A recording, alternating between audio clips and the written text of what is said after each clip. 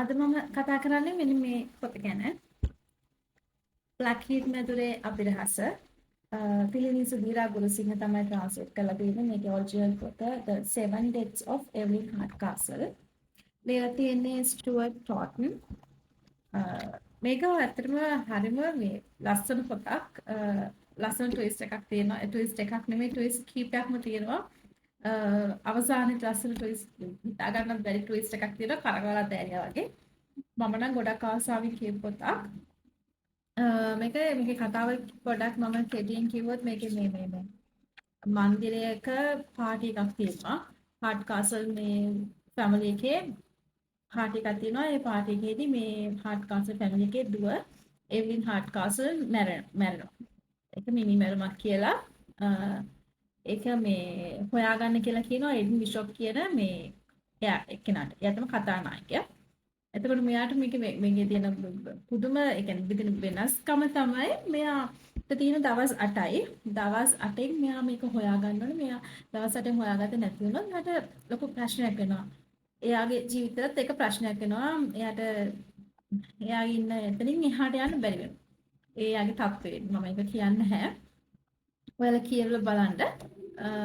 එතකොට මේකේ තියෙන වැඩිපුරම විශේෂය තමයි මෙයා හැම දවසක්ම මැරෙනවා. ඒ කියන්නේ දවස් 8 තුල හැමදාම 8 පාරක් මැරෙනවා. එතකොට මැරිලා ඉපදෙන්නේ ඒ කියන්නේ ඊගව දවස පටන් ගන්න මිනි මැරුමට සම්බන්ධම කට්ටිය කීප දෙනෙක් ඉන්නවා 8 දෙනෙක්. ඒ 8 දෙනාගේ විදිහට තමයි 8 දෙනාගෙන් එක්කෙනෙක් විදිහට තමයි ඊගව දවසේ ඉපදෙන්නේ.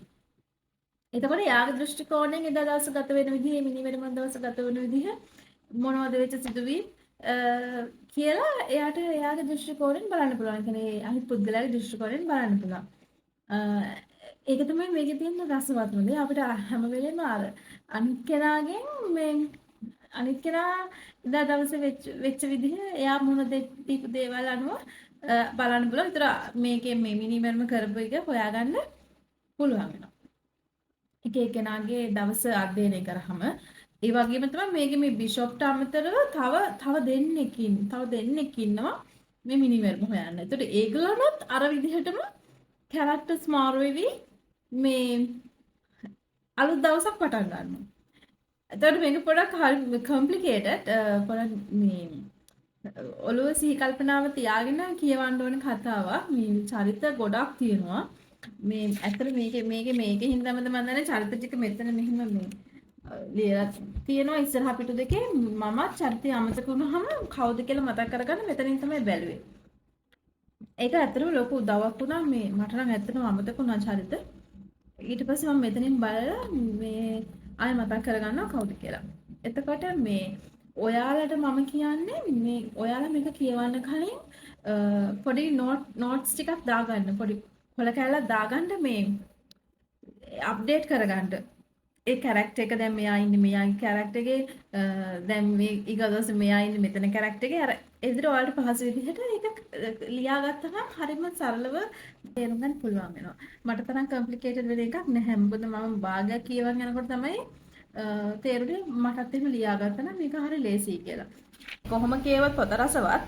ඒකේ ප්‍රශ්නයක් නැහැ. මේක එතකොට මම කියන මේක නිවුස් පබ්ලිකේෂන්ස් 2100ක් වෙලා තියෙන මිල. මම මේක ගත්තේ 2024. පිටු තියෙනවා 586ක්. 586ක් තියෙනවා. ට්‍රාන්ස්ලේෂන් එක සාර්ථකයි. මට හිතෙනවා මේක පොඩක් අමාරුයි ට්‍රාන්ස්ලේට් කරන්න. හැබැයි මේ ට්‍රාන්ස්ලේටර් මේක සාර්ථකව කරලා තිනවා කියලා මට හිතෙනවා. එහෙම ගැටලුවක් නෑ. මට නම් ෆ්ලෝ එක ලස්සනට ගලාගෙන ගියා. එහෙම අඩුපාඩුවක් කියන තරම් දෙයක් නෑ. මම නම් එන්ජොයි කරා. ඉතින් ඕගලන්ට රෙකමන්ඩ් කරනවා මේ පොත කියන අර සරල පොත්ම කියවන කෙනෙක්ට නම් මම රෙකමන්ඩ් කරන්නේ නැහැ. පොඩ්ඩක් ඔළුව සංකීර්ණ වෙයි. මොකද මගේ යාළුවෝ කීප දෙනෙක්ම මේ පොත භාගයට නැවතුවා කිව්වා මේ තේරුම් ගන්න අමාරුයි කියලා. තමයි ඒගොල්ලන්ට කිව්වා දිගටම කියවන්න හරි ලස්සන කතාවක් කියලා. එයාලා කිව්වා ආයෙ try කරන්න ඕනේ කියලා. මම ඉතින් මොකද රෙකමන්ඩ් කරනවා. ලස්සන ට්විස්ට් කියවන්න කැමති අයට මේක අරන් කියවන්න කියලා. මේකේ පොඩ්ඩක් යථාර්ථයෙන් එහාට යථාර්ථයේම නෙමෙයි ඉන්නේ කියලා මට හිතෙනවා. මගේ දැනුමට අනුව මේ යථාර්ථවාදී කතාවක් නෙමෙයි. මේකේ පොඩි අධ්‍යතාර්ථයක් තියෙනවා කියලා. හැබැයි ඒක ලොකු ගැටලුවක් නැහැ. අපි රියැලිටි එකේ ඉන්නා වගේ අපිට මේ කියවන්න පුළුවන්. ඉතින් තවත් ලස්සන රෙකමෙන්ඩේෂන් එකක් එක්ක එනකන් ගිහින් එන්න.